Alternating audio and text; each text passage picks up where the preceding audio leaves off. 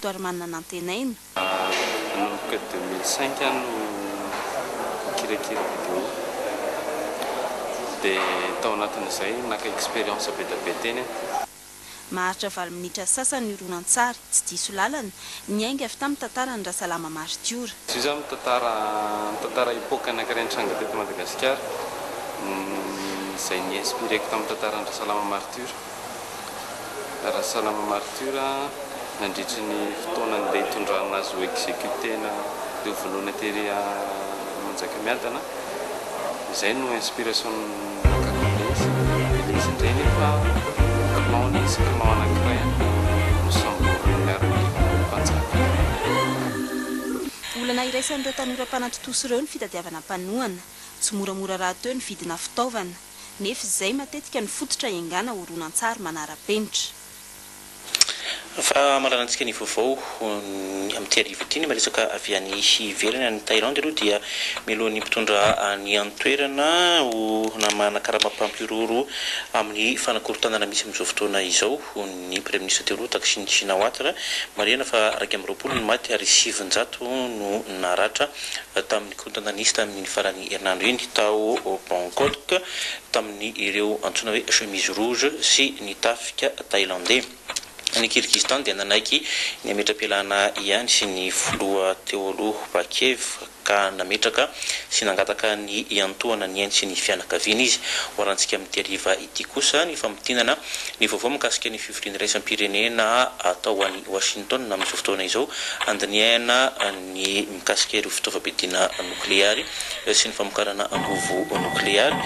Eo ihany koa ny andro fisaonana ny Pologne no ny nafatrisany filoha polonais mivady sy ireo mpiray tamin'ny razana tratra 9 taoriana ny lozam-piaramanidina izay nitranga tany Smolensk tany Russie ny asabotsy teo.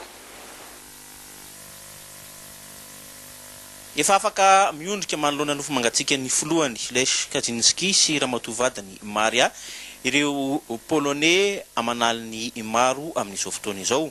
Efa tonga ao Varsovie ary efa amin'ny rapam-panjakana ao amin'ny renivohitra polonais ny nofo mangatsika n'izy mivady. Amin'ny asabotsy zao no ataony fanomezam-boninahitra farany ireo 9 namoy ainy tamin'ny lozam-piaramanidina tany Smolensk tany Russie iny ary amin'ny alady zao no atao ny fandevenana ny filoha polonais.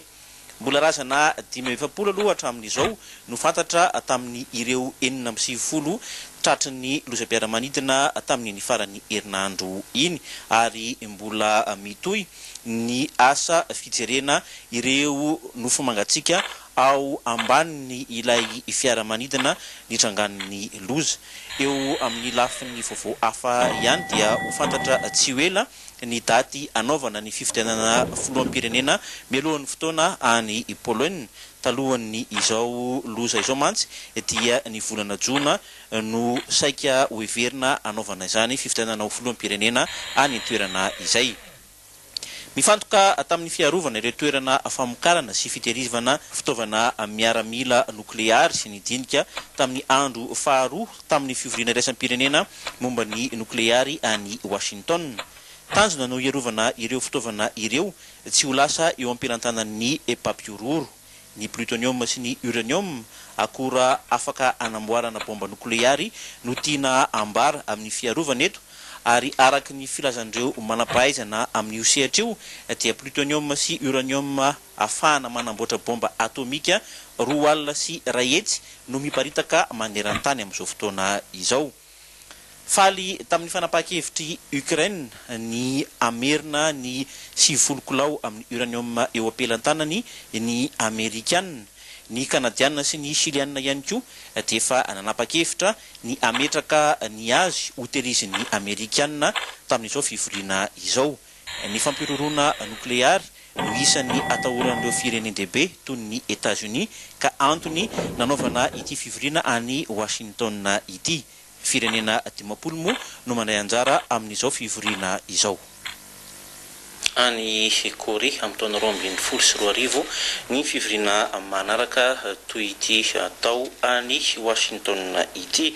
Alohan'ny sarantsika amin'izao hariva izao dia ampatsahivina ihany fa raha ampitso amin'ny 7 ora sasany alina no anarahantsika ny hevitry ny filohan'ny fahefana avo amin'ny teteza mita Andriamatoa Andry Nirina Rajoelina manodidina ny fisotran'ny fiainam-pirenena ao anatin'ny fandarana manokana eto amin'ny alalan'ny fahita lavitra rapitso amin'ny 7 ora sasany alina izany. Izay ihany koa no mamarana ny fotoanantsika amin'ity alina ity isorana ianareo nanaraka ny vaovao tany antokantrano tany angasitrana ihany koa ireo rehetra nanampy tamin'ny fanatontosana izany. Mametraka mandram-piaina to plasy toko vavy.